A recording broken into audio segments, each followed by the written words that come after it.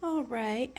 I just want to memorialize and um, remember and rub in that bonky bonky crazy flu and what it did to men and women. So I'd been locked out and locked down and away from my work for 5 months or more, and had all the symptoms of a nonstop migraine, like headache, unlike anything.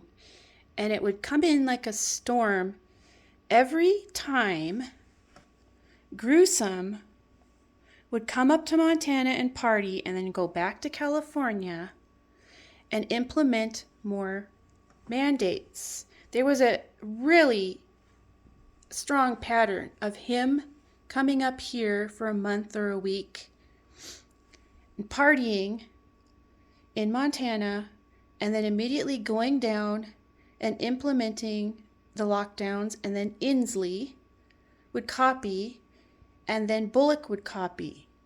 And they would do it in that order over and over and over again. And I could feel it like weather coming in. I was like, oh shit, here we come. Bullock and Inslee were partying. So here we go. Washington and Montana next.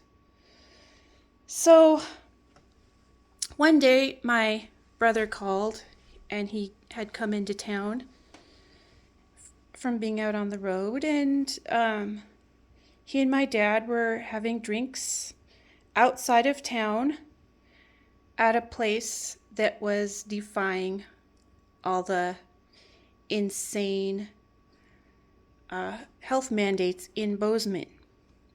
We had a health guy. I need to talk about him. Talk about pickle up your ass weirdo. Not even trained in medicine, anything medical. He was a failed news reporter from Washington, D.C. Yeah, that's your science. Anyway, I have to talk about him and he's a male feminist and how he stalked all the gay men and all the straight men around the Gallatin Valley. He literally was stalking men. He had a fetish. And anyway, my brother called me out for drinks and to go meet with my dad in Four Corners. So, excuse me. So I was like, oh, I don't know if I can get out. I feel so awful. I mean, my head hurts so bad. He's like, no, come out and have drinks. So I went out there and I pulled in and I just had extreme anxiety. The parking lot was crowded. It's like 1 p.m, totally packed. And I was wondering what was going to go on. I had my bandana and I was ready because all the signs on the door said you had to have a mask on and blah, blah, blah. It had all these signs up. So I was like, ah, shit. And I go in there and it's packed. This big bar and restaurant just totally packed with men. I looked around. It was all men. And it had this big, giant, horseshoe-shaped bar. Men packed, all touching shoulder to shoulder during lockdown. Every seat, every booth, everything was filled. And it was literally men. And they were doing the opposite of anything I've ever seen before. They were packed shoulder to shoulder. It was one of the only places they could go, and they felt safe. And I walk in, all these men turn and look at me. And my brother yells across the room, across all these men, Rosa, take that bandana off. Get over here. Come over here. Get that off. You're stupid.